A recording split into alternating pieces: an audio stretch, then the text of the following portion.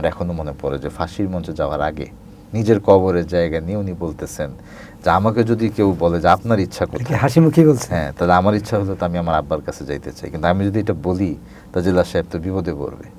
আমার দাদা কিন্তু আমার আব্বাকে ইসলামী আন্দোলনের জন্য ওয়াকফ করে দিছে। মানে মানুষ তো বাড়িঘর ওয়াকফ করে, ফ্ল্যাট ওয়াকফ করে, আমার দাদা যান আমার এই বাবাকে বলছে যে না আমি মুজাহিদ, ওকে আমি এই কাজের জন্য ওয়াকফ করে দিলাম। আমরা তো আব্বার সাথে একদম তার সবচেয়ে সেন্সিটিভ আলাপগুলো করেছি, আপনার কবর দিব কোথায়, আপনার জানাজা কে কী করবে, এইগুলো আলাপ করেছি। এবং এগুলো তো আমরা যখন এখন কথা বলি আর কি, কথা তো বলতেছি খুব সহজে, কিন্তু এগুলো তো খুব টাফ। আমরা আলাপ করে গেছি কে আলাপ করবে, কে আলাপ করলে ভালো হয়, কোন কোন টোনে আলাপ করব। এবং আমার দাদাজানের সম্বন্ধে একটু বলি। আমার দাদাজান কিন্তু জামাত ইসলামীর এমপিএ ছিলেন, মেম্বার অফ প্রভিন্সিয়াল অ্যাসেম্বলি ছিলেন 1962 to 64, এবং জামাত থেকেই ছিলেন। আমার দাদাজান ওনার নাম মরহুম মৌলানা আব্দুল আলী, উনি 1974-এ উনি হজ করতে যান, হজ করতে গিয়ে উনি সেখানে মারা যান। এবং আমার দাদার কবর মক্কায়, মক্কায় জান্নাতুল মোয়াল্লা নামে একটা কবরস্থান আছে। আমি আব্বা আমাকে নিয়ে গেছিলেন সেখানে, দেখাইছেন একদম মা খাদিজা বিনতে খুয়াইলিদ রাদিয়াল্লাহু তাআলা আনহার পাশে, খাদিজা রাদিয়াল্লাহু আনহার কবরও ওখানে। ওই সময় পর্যন্ত বা আরও কয়েক বছর, হয়তো 77-78 পর্যন্ত যারা হজ করতে গিয়ে মারা যাইতেন তাদেরকে এই মক্কায় মারা গেলে এইখানে, আর মদিনায় মারা গেলে বাকিতে দেওয়া হতো। পরবর্তীতে তখন তারা দেখছে সংখ্যাটা অনেক বেড়ে গেছে, তখন আর এই স্পেসিফিক এই কবরস্থানগুলো তার সাধারণ হাজিদের কবর দিত না, ওনাদের জন্য তখন আলাদা কবর তারা তৈরি করছে গোরস্থান। সো আমার আব্বা তখন এটাও বলছিলেন যে আমাকে যদি অপশন দেশ যে আমাকে কোথায় আমি যেতে চাই, তাহলে আমি আমার আব্বার পাশে যেতে চাই। কিন্তু সেটা যদি এখন আমি বলি তো পাশে জেলা সাহেবের দিকে তাকে হাসতেছে, বলে জেলা সাহেব তো বিপদে পড়ে যাবে। এবং তার এই রসিকতাটা আমার এখনো মনে পড়ে যে ফাঁসির মঞ্চে যাওয়ার আগে নিজের কবরের জায়গা নিয়ে উনি বলতেছেন যে আমাকে যদি কেউ বলে যে আপনার ইচ্ছা কোথায়, হাসি মুখে বলছে, হ্যাঁ, তাহলে আমার ইচ্ছা হলো তো আমি আমার আব্বার কাছে যাইতে চাই, কিন্তু আমি যদি এটা বলি তা জেলা সাহেব তো বিপদে পড়বে।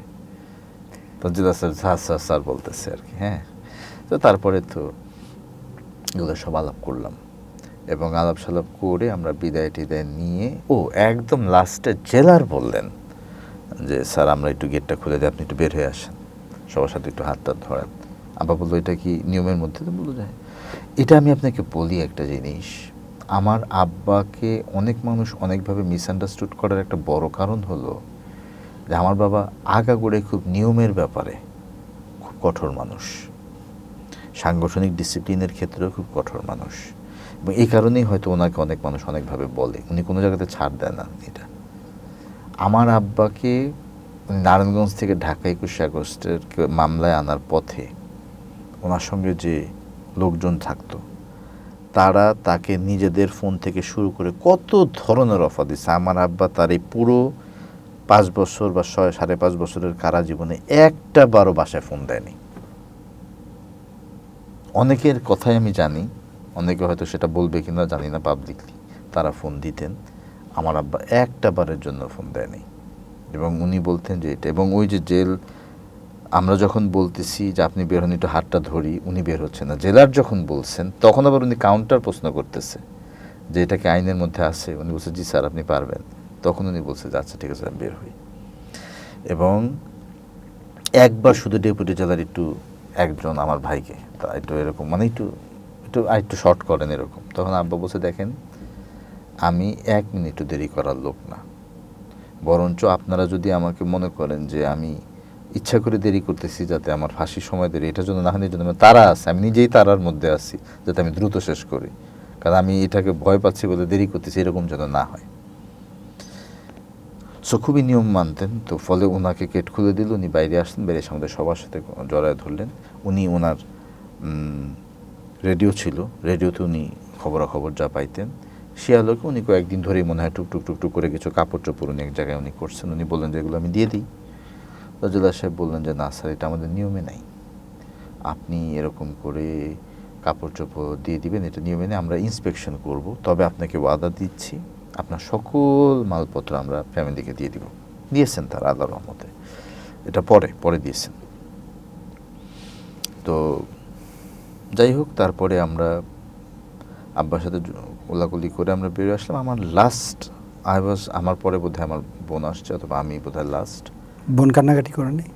কান্নাকাটি করেছে, তবে সেটা খুব মানে ওরকম না, মানে যেটাকে আমরা বলি যে আহাজারি টাইপের না, কারণ আব্বা খুব শক্ত ছিলেন। তো আব্বা খুব শক্ত ছিলেন। আমার একটা কথা আছে,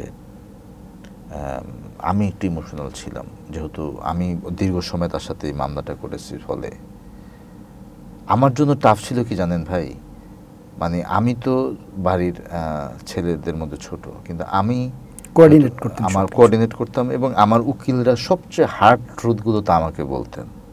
যেমন এই মামলায় তো আপনার বাপের কল্লা থাকবে না, ধরেন তারা ফাজলামি করে বলতেছে এটা। সো আমি কিন্তু 12 সাল থেকেই শুনতেছি, কিন্তু আমি বাসায় সেন্সর করে বলতেছি তারা যেন কষ্ট কম পায়, আম্মা যেন কষ্ট কম পায়, কিন্তু আমি তো নিজে কষ্ট পাইতেছি প্রথম থেকে। ফলে ওই মোমেন্টটা যখন আসলো, আমি নিজেকে খুব কন্ট্রোল করতে আমার কষ্ট হয়েছে।